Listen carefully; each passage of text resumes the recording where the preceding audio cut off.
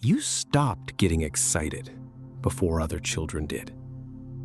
Not because you were mature, because somewhere deep inside you, you already knew. The ride might not happen. The promise might change. The mood in the house might shift again before dinner. So you learned to flatten your own hope before life could crush it for you. You learned to sit quietly with your shoes already on, waiting near the window, pretending you didn't care whether anyone came back. And the strange part is, people called you easy. But what they were really seeing was a child already preparing for disappointment before it arrived. How young were you when you first learned not to expect too much from anyone? Disappointment did not always arrive loudly. Sometimes it arrived as silence, a face that suddenly became cold, a promise forgotten without apology, a parent who looked emotionally far away even while standing beside you. So your nervous system adapted. You became observant, careful, hyper-aware of tone changes.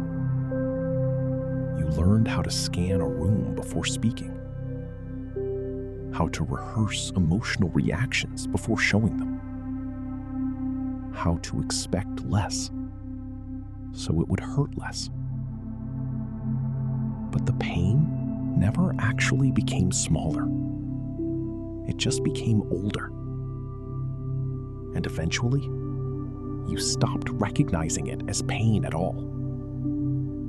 It started feeling like personality, like independence, like being low maintenance, like not needing much from anyone. But children are not born expecting disappointment. Children learn it. Eventually, you became the person who never asked for too much. You said, "It's okay," too quickly. You acted understanding before anyone even explained themselves. You swallowed disappointment before it reached your face.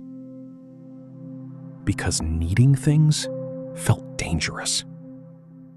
Wanting made you vulnerable. Expecting made you foolish.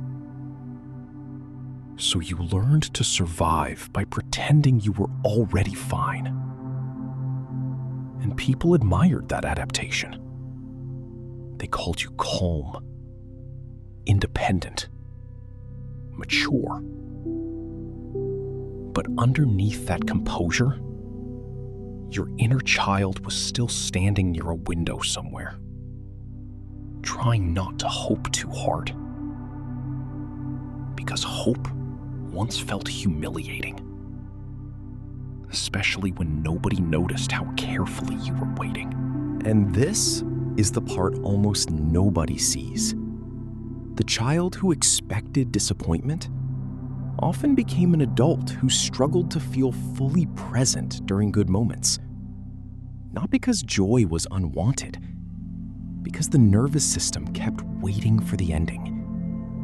Even happiness felt temporary, fragile, unsafe.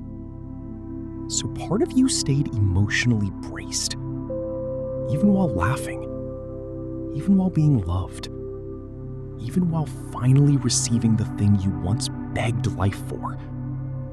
Because disappointment had trained your body to prepare for loss before connection fully settled in you. You were never weak for that. Your nervous system simply learned that stability could disappear without warning. So it tried to protect you early, again, and again, and again.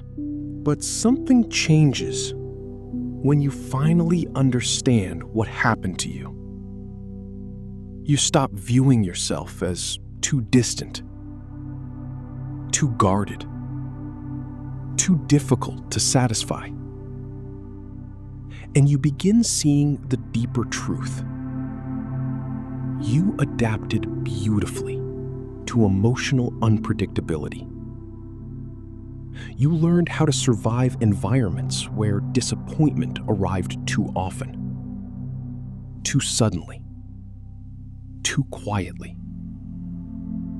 Your nervous system was not trying to ruin your life. It was trying to protect the child who kept waiting by the window. The child who learned to prepare for absence before love fully arrived. And maybe healing does not begin the moment you force yourself to trust again. Maybe it begins the moment you finally understand you were never broken for expecting disappointment. You were trained to expect it.